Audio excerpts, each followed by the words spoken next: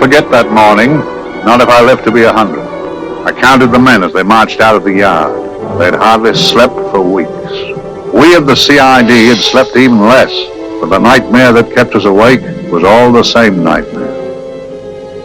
That's why we weren't surprised when the commissioner asked us up to the conference room for a bit of a talk. He'd talked to us plenty, we knew that. It didn't help any to know what was ahead of us.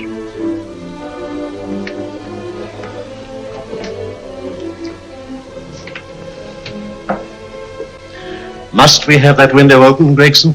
Oh, shut it if you want to.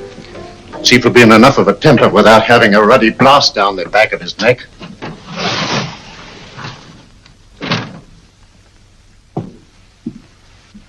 Gentlemen, the commissioner. Stuffy in here.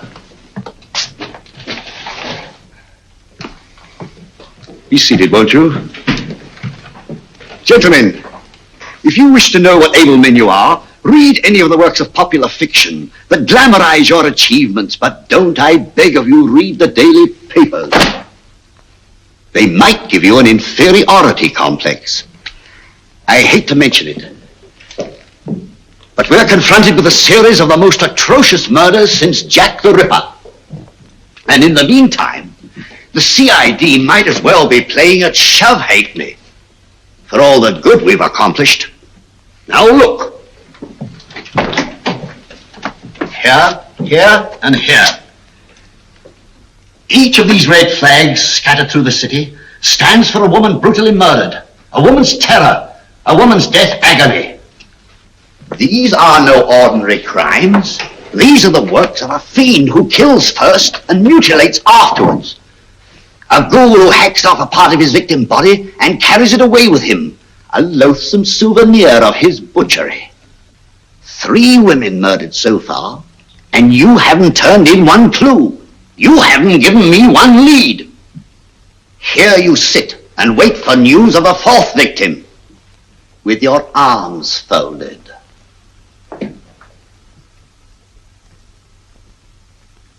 Well, we hadn't long to wait. It was down Lambeth Way where a young woman was hurrying home late last night. She saw something and stopped. It was a constable. He spoke to her and he walked along with her, just in case. He saw her go down the stairway to the basement lodging where she lived. We can only surmise what happened after that.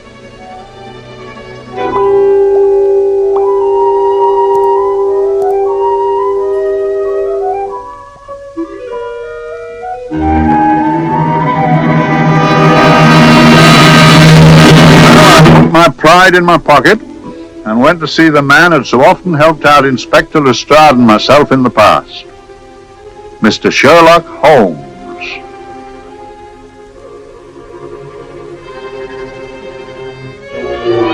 If ever a man needed help, I did.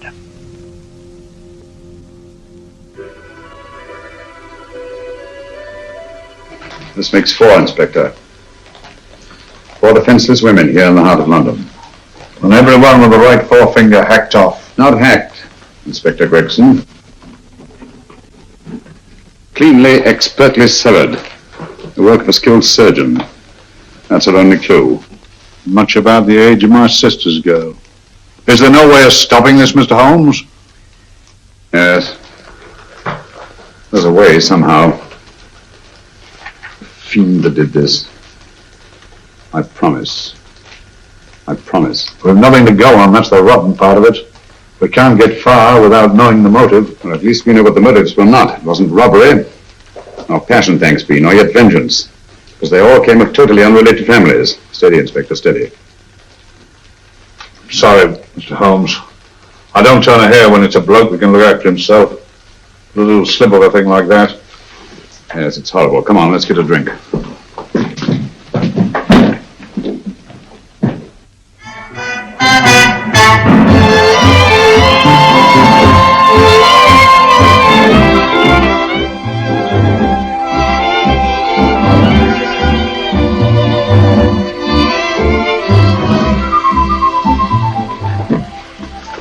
Good evening, Mr. Holmes. Good evening, Vincent. Whiskey and soda, please, and a double for my friend here, Inspector Gregson.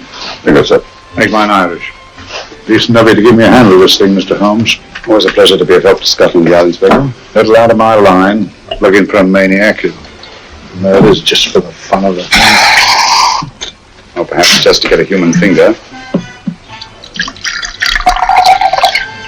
In all 4 cases, the murderer risked capture by stopping to secure a finger. Well, what for? Who knows? He's just a madman. Perhaps there's method in his madness. If we could just trace those missing fingers. If we could just drain the English Channel, we might find a penny. Huh? Oh, thank you. Make it those, Mr. Holmes. Thank you.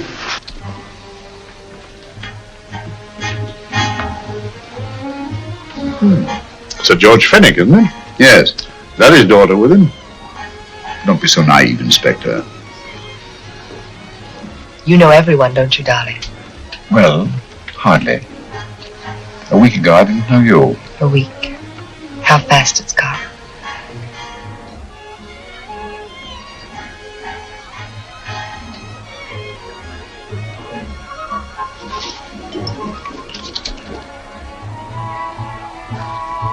I collect these things. How very quaint of you. Shall we go? Yes.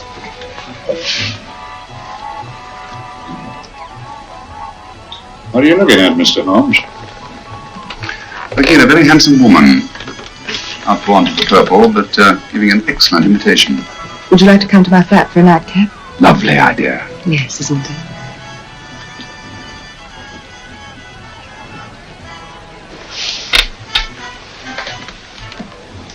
Wonder where she's taking Sir George Fenwick. Don't be so naive, Mr. Holmes.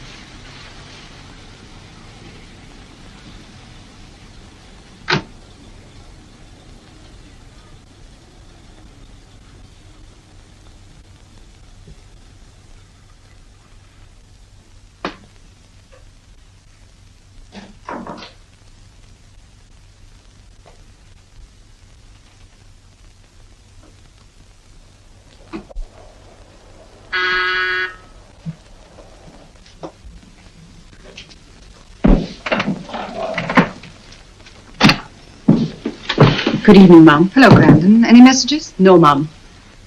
Thank you. Drinks, Grandon. One of your nice surprises. Yes, Mum. I say, you don't mean that... Grandon's a marvel, aren't you, Grandon? Yes, Mum. You wouldn't believe the things she can do.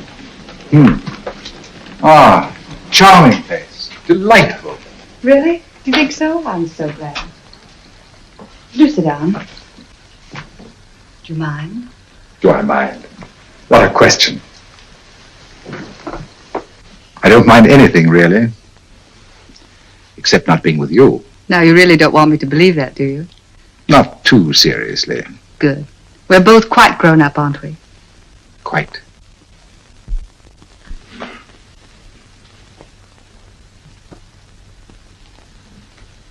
You're a treasure, Grandon.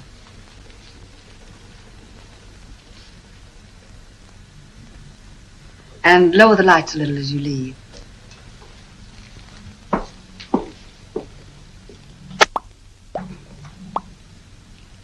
I prefer a more flattering light. In any light you'd be... Would I? And don't you know it? Perhaps I do.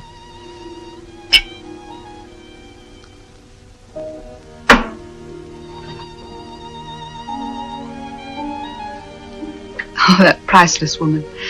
You wouldn't believe it, but she's absurdly romantic. She loves dreamy music, and she thinks that we... But we do, don't we? Do we? Well, it's rather soothing, restful. Yes. And we all need rest at times, like tired children who've played too long. You've played with wooden soldiers, I suppose. Funny. Hadn't thought of that for years. Toy boats were my special joy. Anything I could set afloat anywhere. Like this. And this. Toy boats sailing into the Never Never Land. The land of beautiful dreams. Look. Look, odd, isn't it, how the light is reflected? Little specks of light that move and move, like stars on a slowly moving stream. You know, Holmes, I'm very sensitive to atmosphere. No? Yes, I can tell by the feel of this room there's been a murder committed here. It may interest you to know, my dear fellow, it was the other side of that door at the foot of the stairs that the poor girl was murdered. If only I could find it. Find what? The one thing these unfortunate victims have in common that might give us a motive for these murders. There must be something. Another Jack the Ripper, if you ask me, a homicidal maniac. No, Watson, in the case of Jack the Ripper, there was one thing in common. His victims were all from one walk of life, living in the same section of the city. In this case, the murderer chooses his victims from all walks of life and from different sections of the city. No, my dear fellow, this is not the work of a homicidal maniac. It's something infinitely more sinister. The creeps. What on earth are you talking about? Watson, I'm convinced that these murders are only incidental to some larger and more diabolical scheme. That may be, but why the severed fingers? The answer to that question, my dear fellow, is our only hope of solving these mysteries. Dear sister, I am so happy. I had such a lovely holiday at Brighton with you and Alf. And I'm looking forward to being with you again.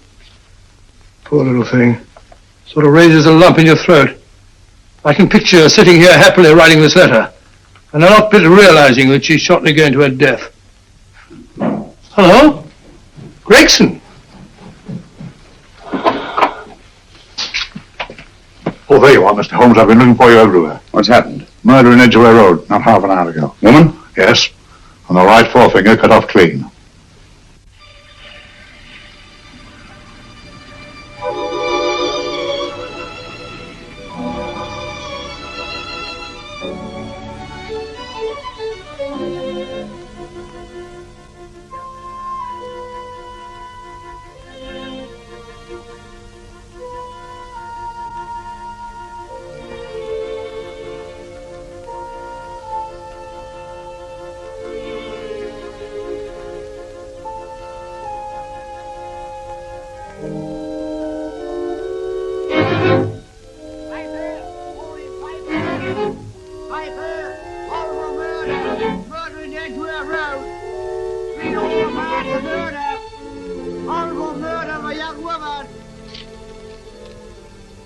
Get your papers! All for murder, papers, all about the murder. Morning papers, all about the murder, papers, all for murder. Another young woman found murdered, papers here. All for murder, papers, papers, read all about it. Get your papers, murder in Edgware Road. Horrible finger murder. Shocking murder. Murder in Edgware Road.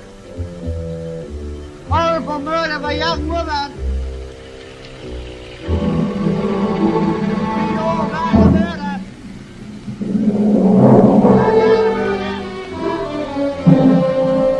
Only fancy, Mum. There's been another of those horrible murders. Dear, dear, how shocking.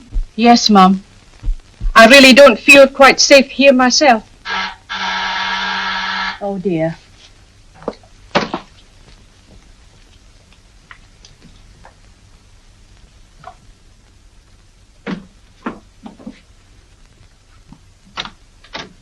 Why, Sir George! I must see Miss Marlowe at once. I don't know if she... I must see her. Where is she? Lydia. Why, Sir George, what is it? What happened? I don't know. You'll have to help me. You've got to help me. But I don't understand. Listen, I woke up a few minutes ago in a cheap boarding house off Edgware Road. I don't know how I came there. I don't know when. The last thing I remember is being here with you. Calm yourself, Sir George. When did I leave here? Well, it was about, It was 10:45, Mum. Precisely. You seemed Forgive me. Just a little distressed. Detached. Not interested. I thought I'd said something to offend you. I don't remember.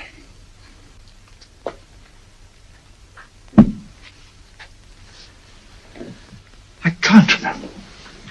Tell me, has this happened to you before? Before? Well, there is such a thing as amnesia, you know. If it was 10:45 when I left you, it was 9 this morning when I woke. Over 10 hours lost. 10 hours that I can't account for. And in my pocket when I woke, I found... Yeah, in my pocket.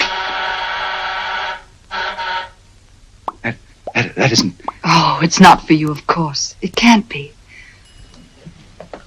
Excuse me, Mum, but there's a man asking to see the gentleman. Send him away. Yes, Mum. No, please. I'll see him.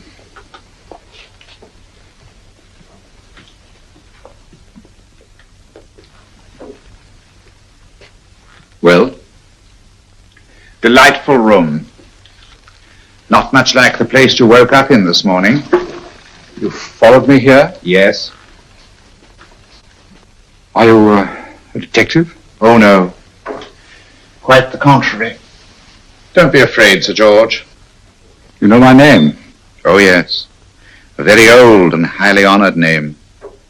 And being the bearer of such a name, and also a very wealthy man, I thought you might care to possess yourself of this trifle. Rather than let it fall into the hands of the police. It is yours, if I'm not mistaken. The initials, GF. Where did you get this? It came out of your pocket. I saw it fall, but you never noticed. You were very busy, bending over something with a knife. Then you put something in your pocket.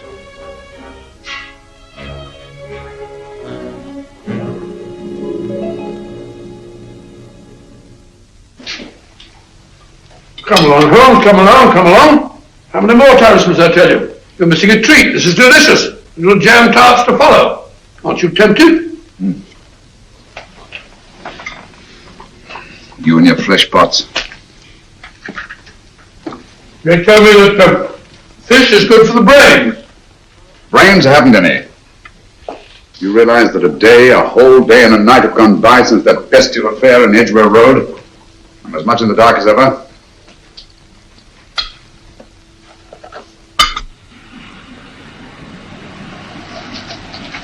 Hello, here comes a client, unless I'm very much mistaken.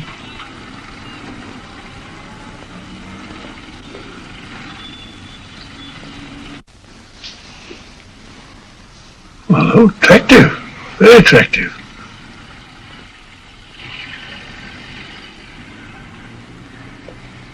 Obviously, she left home under the stress of some very great emotion. How do you know that? She isn't wearing any gloves. A startling omission in a young lady of fashion. Well, she didn't put her coat on. Open car, too.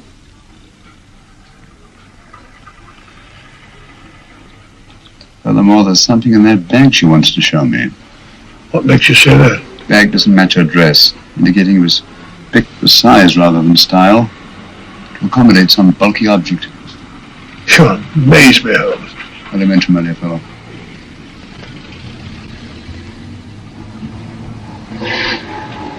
Well, that's interesting. What is? A cab, turning at the empty house. Wonder why he followed her here. Oh, wouldn't you? Quite possibly with glasses.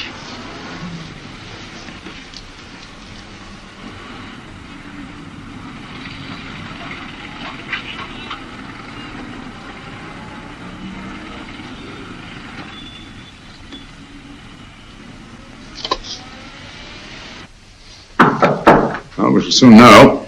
Yes, Mrs. Hudson? It's a young lady, sir. Most urgent. Ask her to come in. Go right in, miss. Mr. Holmes? Yes, this is my friend, Dr. Watson. How do you do? How do you do? Mr. Holmes, you must excuse me, please. Yes, well, won't you sit down? Come along. May I? It's quite all right. Thank you.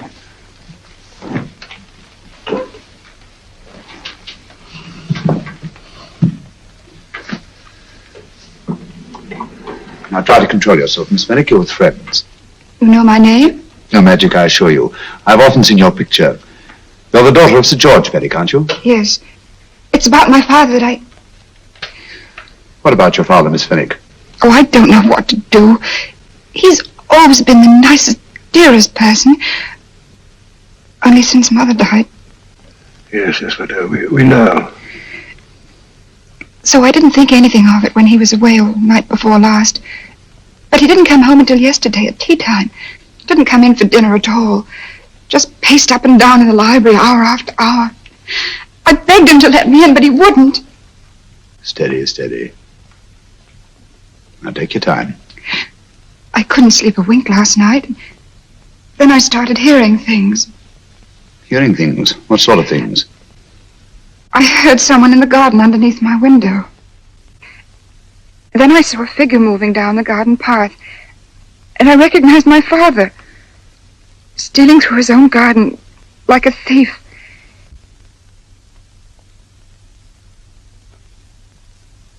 He had a spade in his hand, and he stopped by the greenhouse where he started to dig. This morning, at daybreak, I stole out into the garden and I found this.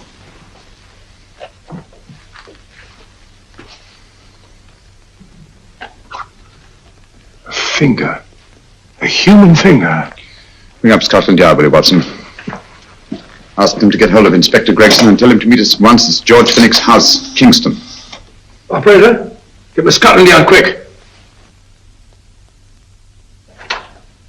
Where's my father, Norris? He's still in the library, miss. Thank you. We'll see him right away. Will you come with me, please? Thank you. I got your message, Mr. Holmes. Yes, indeed. Dad, may I come in? Dad. It's funny. He doesn't answer. You mind?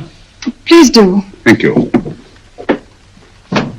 Watson, quick. Oh, Come on, no, my dear. no, no. Take charge, Miss Fenwick, please. Now, miss, please. Please come along with me.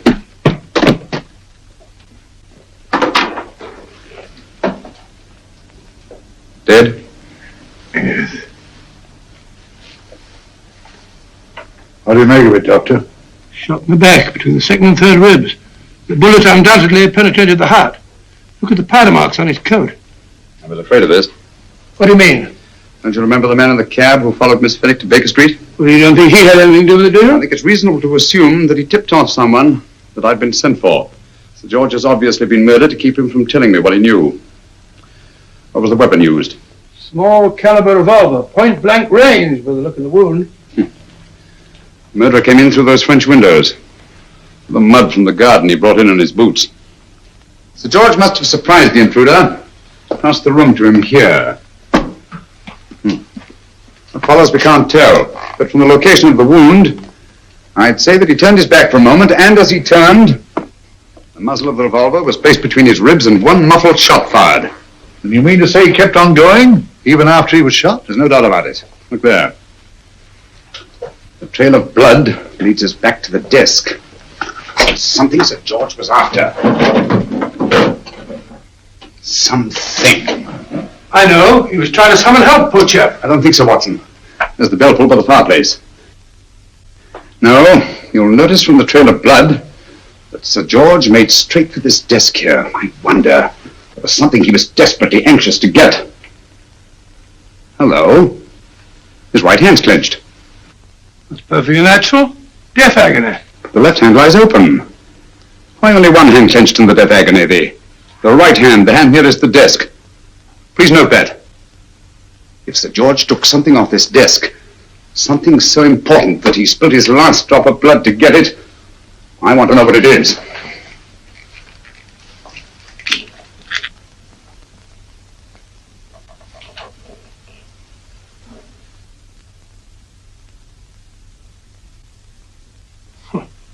Nothing but an ordinary match folder. Where does that lead us? I imagine to something very important, Gregson. This match folder's from Pembroke House. Why shouldn't it be? He was there, you know. We saw him yesterday. Yes, but the effort he made after he was shot to get hold of this match folder. It's just possible he wanted someone to remember Pembroke House. He may have wished to recall it to someone who saw him there. Someone who, like ourselves, saw him with a woman.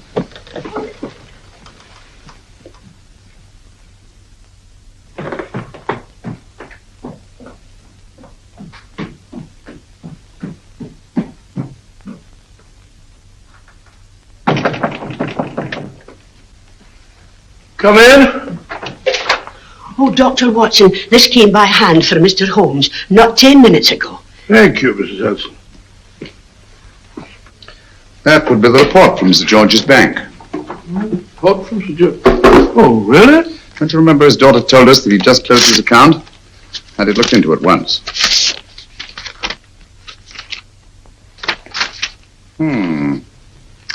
He drew out his entire balance in cash, nearly £10,000, yesterday, just after that young woman was murdered. What does that suggest you, Watson? But he paid it out to someone. Precisely.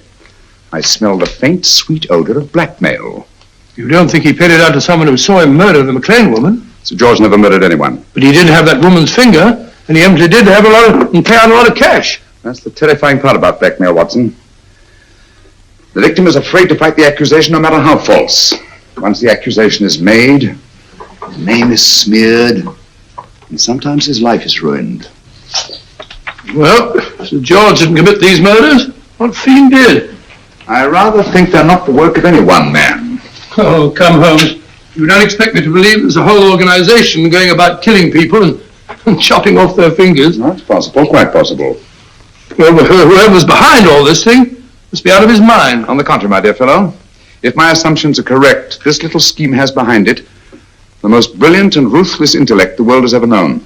You don't mean Professor Moriarty? I do. Oh, steady, Holmes, you've got him on the brain. This is the third time in as many months you've suspected him of unsolved crimes. He's dead, you know. Is he? Is he? You know he is.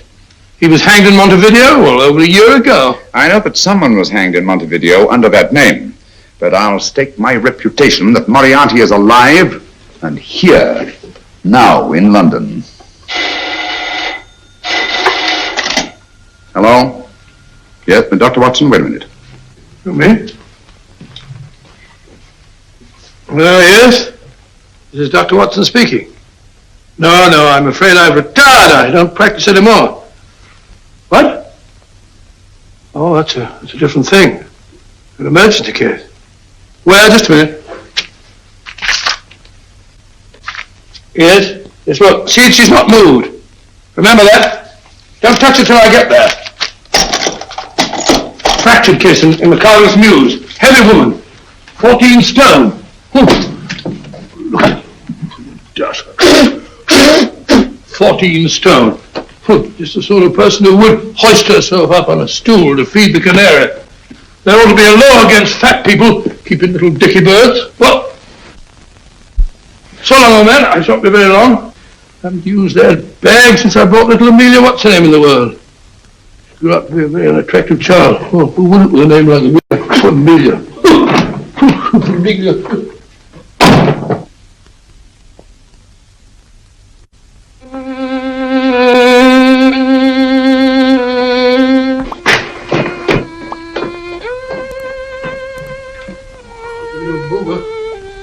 People so stupid about accidents.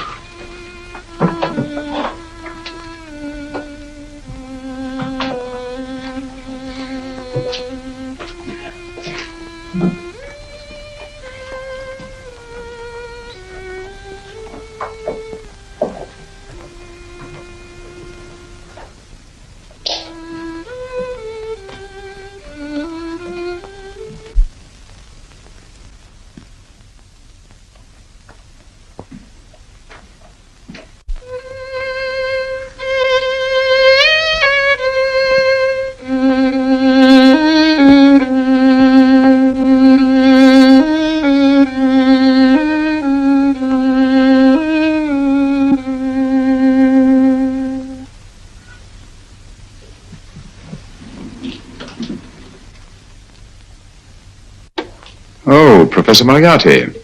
Not that I wish to appear inquisitive, but to what am I indebted for the pleasure of this visit? Scotland Yard will be interested. It's very convenient for me to have Scotland Yard think that I'm still dead in Montevideo.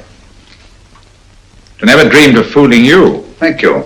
The thought occurs to me, Mr. Holmes, that there are some advantages in living within the law. You are very comfortably fixed here, aren't you?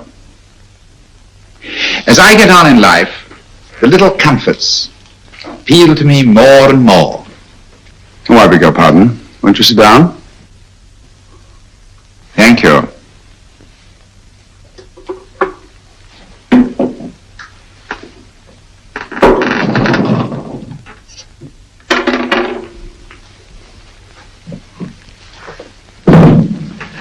And now, Professor Moriarty, what can I do for you? Everything that I have to say to you has already crossed your mind. And my answer has no doubt crossed yours. That's final? What do you think? I shall not rest until you are hanged for the finger murders. You've no proof, you know. No, not a shred. But I have you. I could turn you over to the police here and now. You could. But if you did, you'd never see Dr. Watson again. Oh, the telephone call. Quite. I rather assumed you had taken some such precaution. Or I should have snatched up a revolver and indulged in a fit of heroics when you came in. Very smart, aren't you? Not smart enough. Or I should have anticipated you. But if any harm comes to Dr. Watson, I shall seek you out. I shall not rest until I find you, and when I do... No harm will come to Dr. Watson this time. But I can't answer for the future. Mr. Holmes, I should strongly advise you to drop this case. Don't be silly. Think it over. We've had many encounters in the past. You hope to place me on the gallows. I tell you I shall never stand upon the gallows. But if you are instrumental in any way in bringing about my destruction, you will not be alive to enjoy your satisfaction. And we shall walk together through the gates of eternity, hand in hand. What a charming picture that would make. Yes, wouldn't it? And I really think it might be worth it.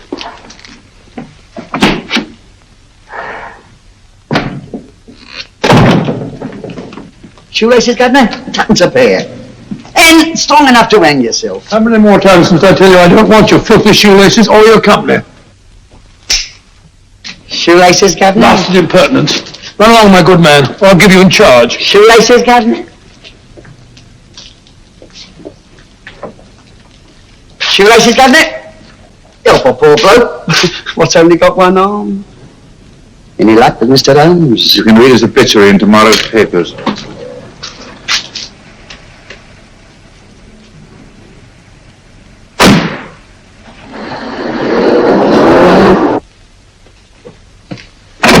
Oh, there you are, Watson. Come in. I was, just going out to look for you. Look for me what for? Suppose you don't think I know my way about? Well, you're right, I don't. Blast all practical jokers anyhow. Never have been? On a wild goose chase. Exactly. There's no such number in McCardle's Muse. Some fool's idea of a joke. Did you see anyone? No, nobody especially. Only a whining old idiot selling bootlaces. Persistent beggar, wasn't he? Stuck you like grim death. Huh? How do you know? And finally left you for someone who looked like better pickings. Someone, my dear Watson, was Professor Moriarty himself. What? He's just called on me. Moriarty here and you let him go? But you must be out of your mind. Why? Well, he bluffed me into believing that he was holding a friend of mine as hostage. Friend of who? Oh, nobody very important, just a fat, lazy fellow. Medical man, I believe. Medical man? Do I know him? Yes, I think you do. Fellow by the name of Watson. Watson, never heard. Who, me? I'm afraid so, old fellow. Your street hawker's job was to do away with you in a certain contingency. And you let Moriarty go? Because of me? I had no choice. I can't afford to lose you, old fellow. Well, it's very decent of the old chap, I must say, but... well, I wish you'd nabbed him. We shall, never fear. I know the motive for the finger murders. All I have to find out now is the method used with the blackmail victims. Method? Yes. How does Moriarty get them to the scene of the crime? How does he plant those severed fingers on them? And how does he scare them into believing that they may have committed those atrocious murders themselves? Curious.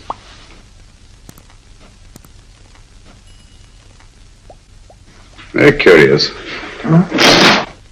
Curious? What's curious? That window in the empty house across the street. First floor front. Huh? What's wrong with it? It's open. Well, shouldn't it be open? Well, it wasn't open half an hour ago. I'll stake my life on that. Oh, it's not our business. Let it stay open.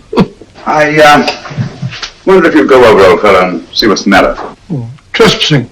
Against the law. Very well, I'll go myself. Oh, well, if you're going to put it like that, ridiculous waste of time.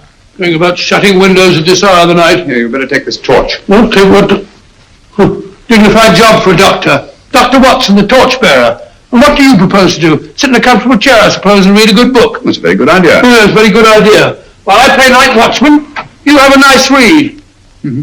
Good night, have a good time. Have a good time, what do you mean have a good time?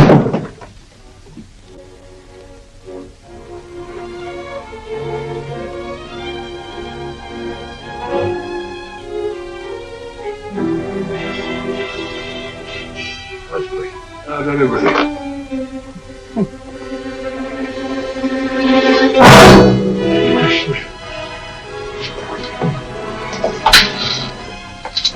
What on earth's it for? Oh! Umbrella stand. Pretty little thing to keep about the house. Must have been a pet.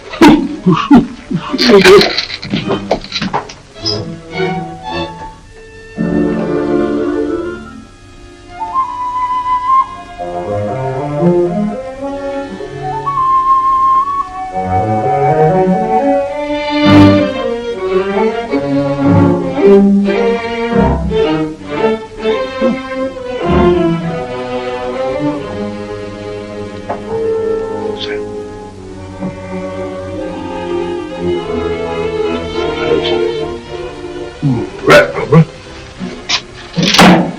This was oh.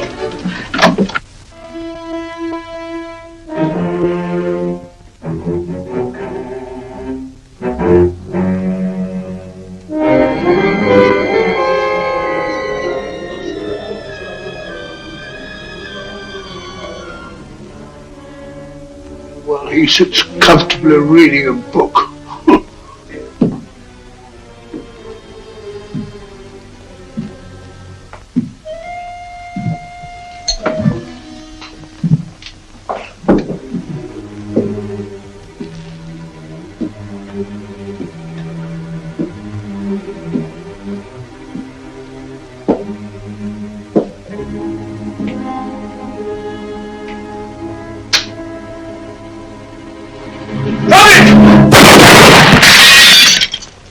He killed Holmes! He killed Sherlock! Watson. You? But I saw him shoot you a second ago. Not me, my dear fellow. Merely the bust of Julius Caesar. Incidentally, you may have noticed that all through the ages, prominent men have prominent noses. Oh, I'm afraid we're in for terrible trouble again with Mrs. Hudson. Window smashed, plaster all over the floor. Get up, you.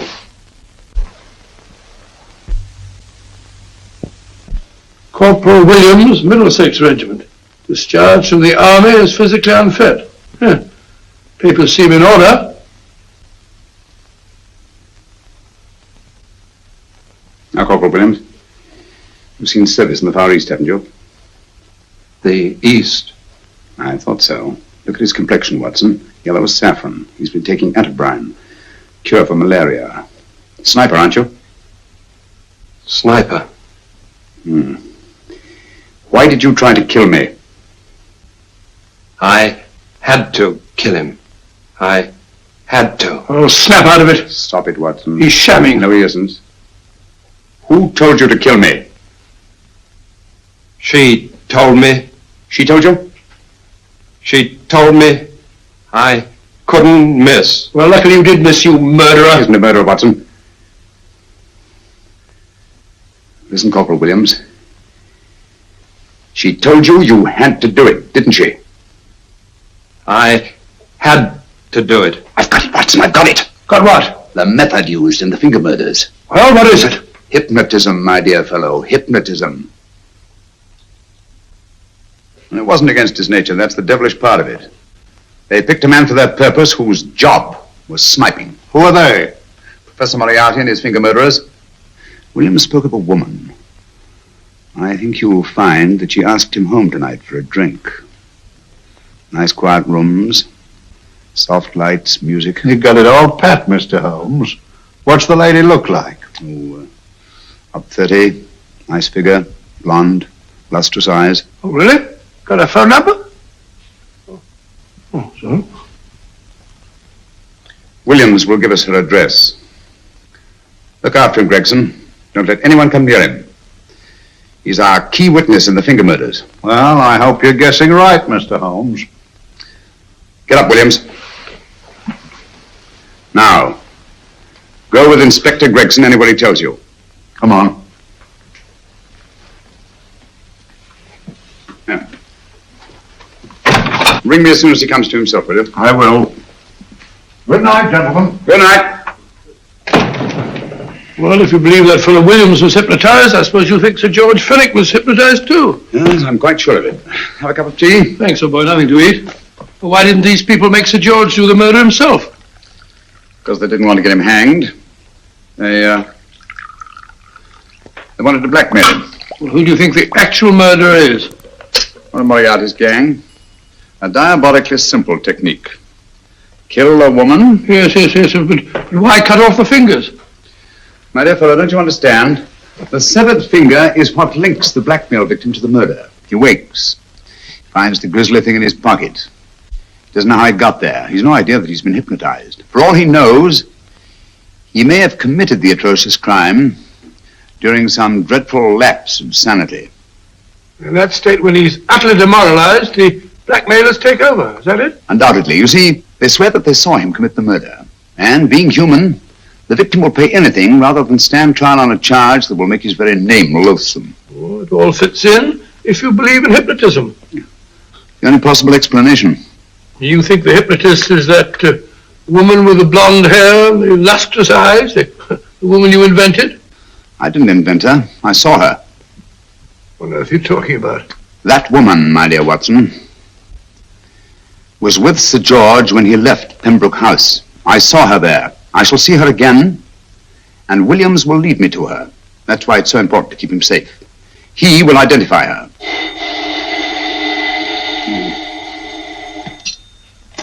Hello? Yes? Inspector Gregson? What? I'll get every constable in the district. Yes, I'll be over at once.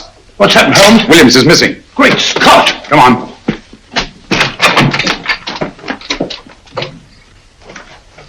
Lorry crashed into Gregson's car. During the confusion, Williams disappeared. Escaped, eh? No, kidnapped. To keep him from talking when he came to. You don't think that Moriarty... Moriarty? Anything is possible.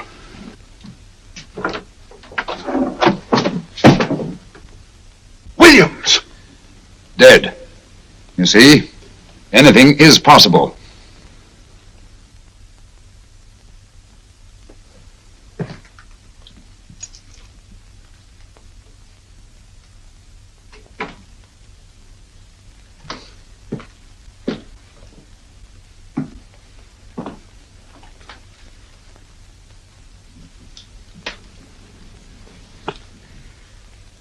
Oh, good morning, Professor Moriarty.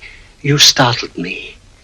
I'm dressing another dolly, a dear little nurse. Is there anything wrong with your finger? Just a splinter. Nasty things, splinters. Most trying. One can't be too careful, but I'll get it out for you. I have the very instrument to help you. Sharp enough to split a hair. Put those tools away until they're needed. But they're not tools, sir. They're instruments. Put them away. Is Lydia in? Yes. But really, you should let me. Get dressed. Holmes and Watson just left Baker Street for the Mesmer Club. Mesmer Club? The meeting place of all the top hypnotists in London. Do you suppose that Mr. Holmes is onto our method? If he suspects, it's merely a suspicion. It's our business to see that it ends there. I hope you're right. Williams passed away before he could talk, remember? What do you want me to do? Go to the Mesmer Club, meet Holmes, and induce him to come back here. Isn't that a bit dangerous? Every meeting with Sherlock Holmes is potentially dangerous. However, you say he didn't see your face at Pembroke House. And how would you suggest I get Mr. Holmes to accompany me here? Kidnap him? Oh, no. Holmes has one weakness, his insatiable curiosity. If you can arouse that, you can lead him anywhere. It's up to you to take advantage of any opportunity that may arise. This way, please, gentlemen. I'll tell Dr. Onslow that you're here. Thank you. So this is the Mesmer Club. If you ask me, hypnotism is a lot of mumbo-jumbo. Oh, come now, Watson. As a medical man, you must admit that hypnotism has its place in modern science. That may be, but 90% of hypnotists are crooks of the worst kind. Nothing more than a lot of charlatans exploiting weak-willed morons. Ah, Dr. Onslow, I believe. Happy to meet you, Mr. Holmes. Your brother Mycroft suggested I might be of help to you. He's a valued member of our little group of charlatans and crooks. Oh, beg your pardon, sir. I didn't know you were listening. Behind the curtain. My friend, Dr. Watson. Oh, delighted. Oh, did you? I wonder now. You see, we're in the midst of a little experimental session at this very moment. If you'd care to join us. Oh, certainly. That'd be very instructive. Oh, well, will you follow me? Thank you. Why should I know somewhere behind the blasted curtain? In treating his patients. But today, the therapeutic value of hypnotism, as we now call it, is conceded by innumerable physicians. Especially is it of value in surgical cases where the administration of local or of general anesthetic is inadvisable. Inadvisable poppycock. For the sake of latecomers, I may say that I have placed this subject under profound hypnosis. In this condition, he can feel no pain, even under applications which normally would be excruciating. Excruciating? You excuse me, please. Carter, you are having a peaceful sleep. You feel nothing. Your arms and your hands are without sensation. Mowbray, the long needle.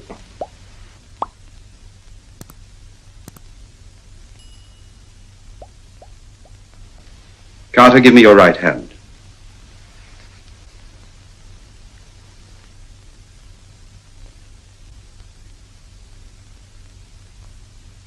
As you observe, the needle has been thrust completely through the subject's hand. No feeling, no pain. This lack of feeling is the one infallible test of profound hypnosis. Nonsense. Fellow's full of drugs. Oh, isn't he? Definitely not, Doctor. Wake up, Carter, wake up. You feel well and rested, remember. No pain anywhere. Wake up, wake up. I say, when are you going to begin? All through, Carter. Stand up. This way, sir. And, these all the people that come here? Oh, no. Others keep dropping in all the time. I suppose it's all right for those who believe in it, but of course, I'm a professional man myself. Then you don't believe in hypnotism, Dr. Watson? I don't deny that there are certain types of hysterical, feeble-minded people who go under if you point your finger at them. But anyone with an ounce of character... How right you are. You see right through our little artifices, don't you, Doctor? Right through, my dear sir. Right through. Right so. But with the feeble-minded, as you say... excuse us, Mr. Holmes. Certainly. Step over here, won't you? Certainly, sir. Anything to oblige. Let me show you how easily we charlatans take advantage of them. Now, sit down, Doctor. Now, we set a thing like this in motion. It's wonderful, the attraction on the feeble-minded, of course.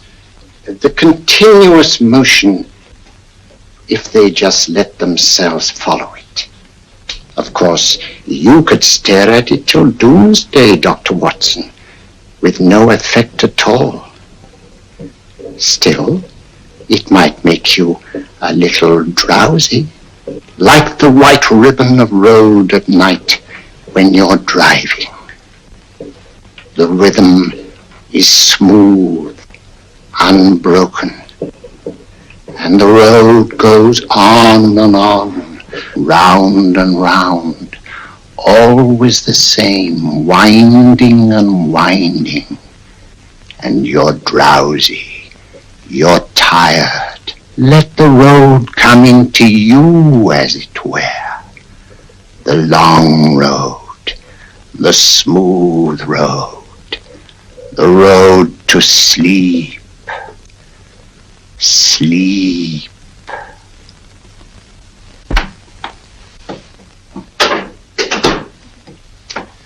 Open your eyes. Stand up. Turn around. And now, Dr. Watson, you're on a holiday in Scotland. The country is amazingly beautiful. We're coming to a stream. It isn't deep. Better take your shoes and socks off.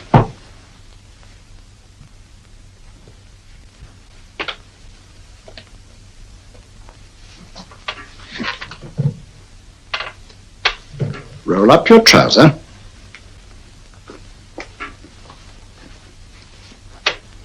That will do. The other leg is waterproof.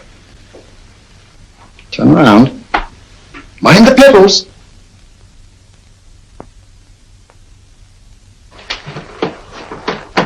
Sit down.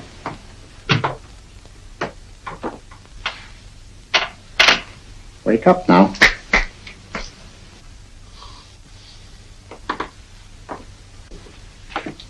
I see. What did I tell you? It didn't work with me. Why, nobody with an ounce of character.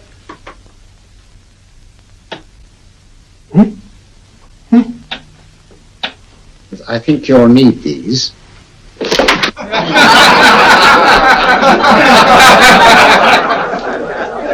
Something to laugh at? Watson, she's here. Oh, the woman you're looking for? Yes, I'm going to meet her. Perhaps I can induce her to take me to Moriarty. Do you think it's wise, Holmes? May not be wise, but it's essential. After all, I've held my own with Moriarty in the past. But isn't it dangerous? She might be a hypnotist. My will isn't stronger than hers. I deserve to be hypnotized. I feel I must protest, Dr. Onslow. I was told this was a gathering of serious students of a great science, and I find myself in a company of buffoons. Oh, my dear madam. Elliott's and Esdale brave. Were those men martyrs for the truth, that you may laugh over your childish, cruel tricks? I must say I'm in complete agreement with you, madam. This was most unnecessary performance, Dr. Onslow. Beg your pardon, sir. My name is Holmes, Sherlock Holmes. At your service, madam. Thank you, Mr. Holmes. I'm afraid I've created a rather embarrassing situation. But you see, I'm interested in the serious study of hypnotism. So am I, too. Perhaps we have something in common, Mr. Holmes. Perhaps we have. Would you join me for a cocktail at Pembroke House? I should be delighted. Good.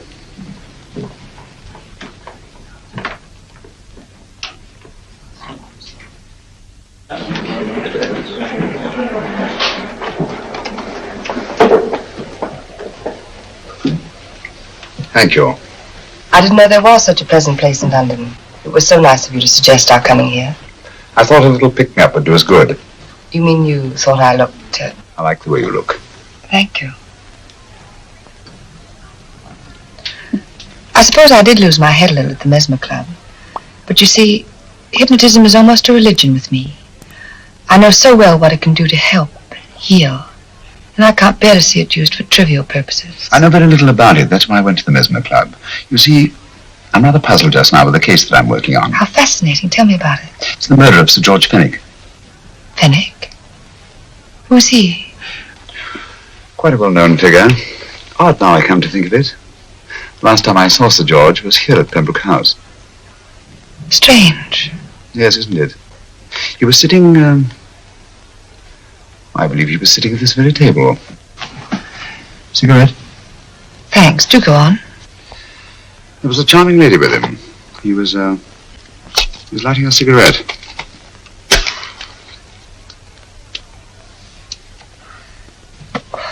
Charming. Did you see her face? No worse like. Merely her back. How unenterprising of you. Yes, wasn't it? Afraid I'm getting a little older. I shouldn't say so. That's nice of you. Still, the first time in my life, I've got hold of a case that's beyond me.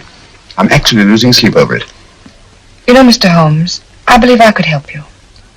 Really? I should be very grateful. You're amused. Oh, merely skeptical. How would you go about it? I've used hypnotism more than once in healing. Not for profit.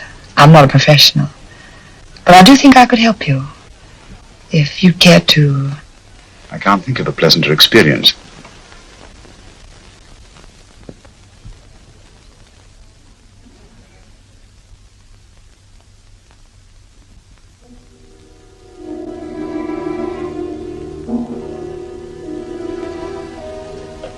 Low lights, music, is that all there is to it? You must relax, Mr. Holmes. I'm afraid you're a rather difficult subject. So I thought perhaps a little help. Materia medica might be advisable. Drugs?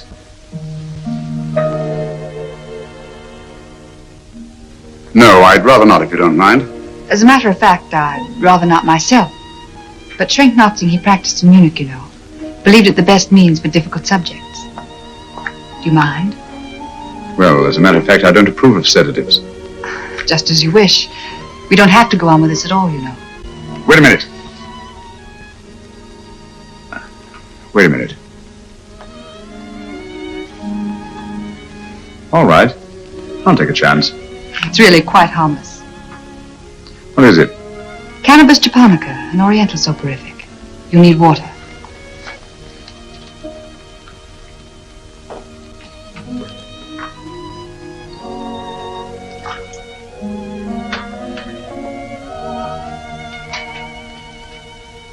Thank you.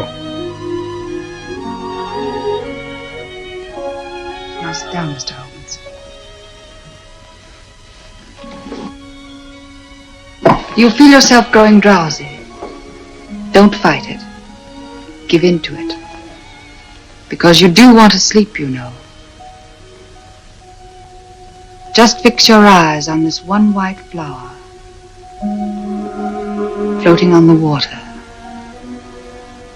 Empty your mind of every other thought. Follow the motion of the water. So smooth, not a ripple. Waters of forgetfulness. Steady, deep, strong.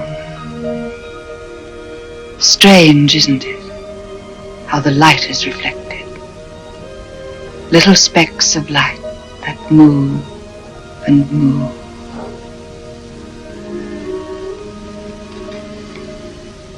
It's restful here. It's peaceful. It's friendly. And you're very close to finding what you're looking for. You'll find them soon now. The guilty ones. When you're rested, gentle waters closing over you. Steady, deep, strong, drawing you down, down, down.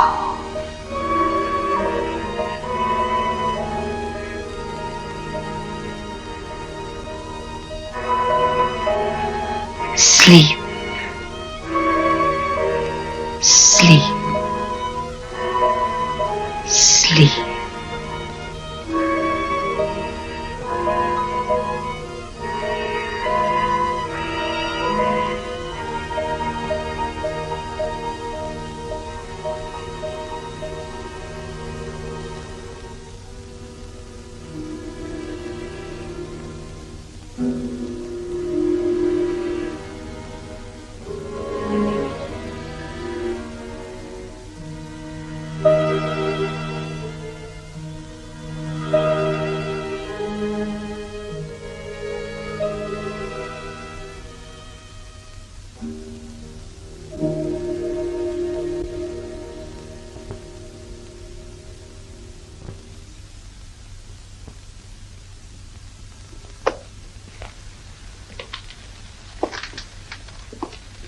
Here he is, Professor Moriarty.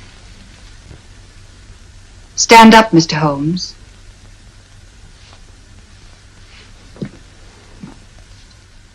Open your eyes.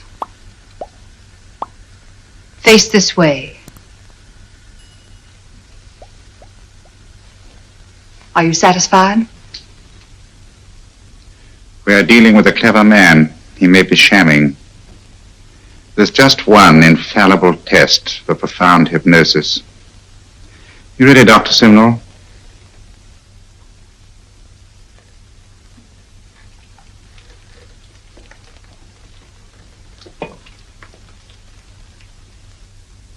That will do, Doctor. He couldn't fake insensibility to the knife. I congratulate you, Lydia. Turn round, Mr. Holmes. Now walk to the desk.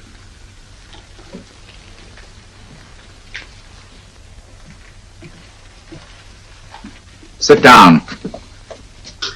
Take that pen and write what I tell you to write. I have at last found a case which I cannot solve.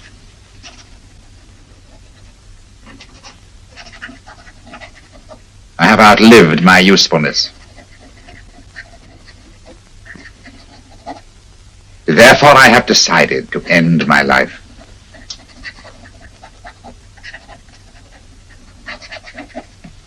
Sign your name. Now blot it.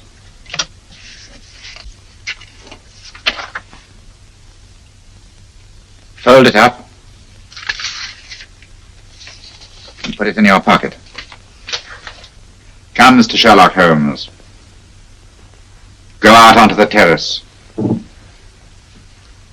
But it won't look like suicide, sir. I'm sorry, but Mr. Holmes' injuries must all be self-inflicted. Let's walk a little, Mr. Holmes. It's so pleasant here in the garden. Just step up here onto the terrace. It's a nice, broad terrace. Now turn to the left, walk slowly to the end of the terrace.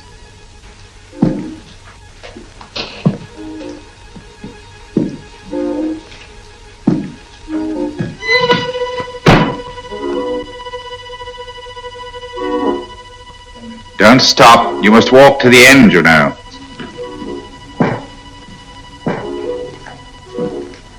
The end leads to an open doorway. You can pass through it in perfect safety. In the room beyond the doorway, you'll find what you've been looking for. Must you drag this on? This is the moment I've been anticipating for a long time, my dear. Go on, Mr. Holmes.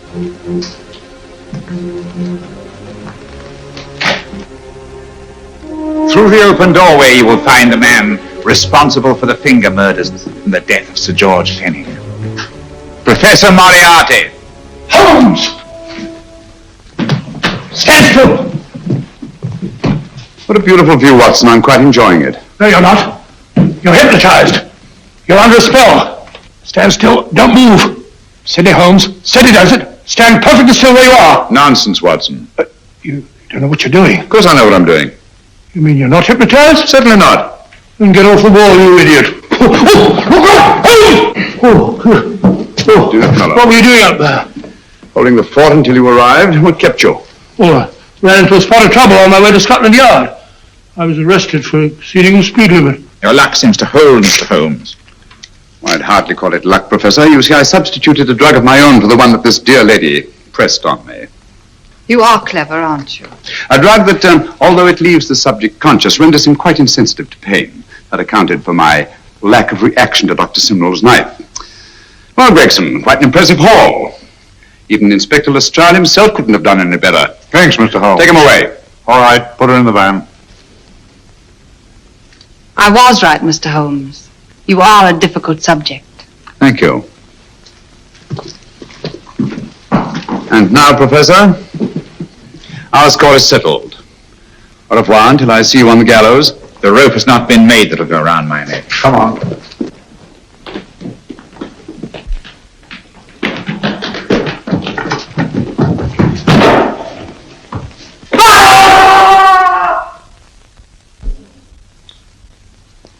I'll take care of things, Mr. Holmes. Thank you, Inspector. Come on. An evil man, Holmes, but what a horrible death. Better than he deserved. What are you thinking of? I'm thinking of all the women who can come and go in safety in the streets of London tonight. Stars keep watch in the heavens. And in our own little way, we too, old friend, are privileged to watch over our city.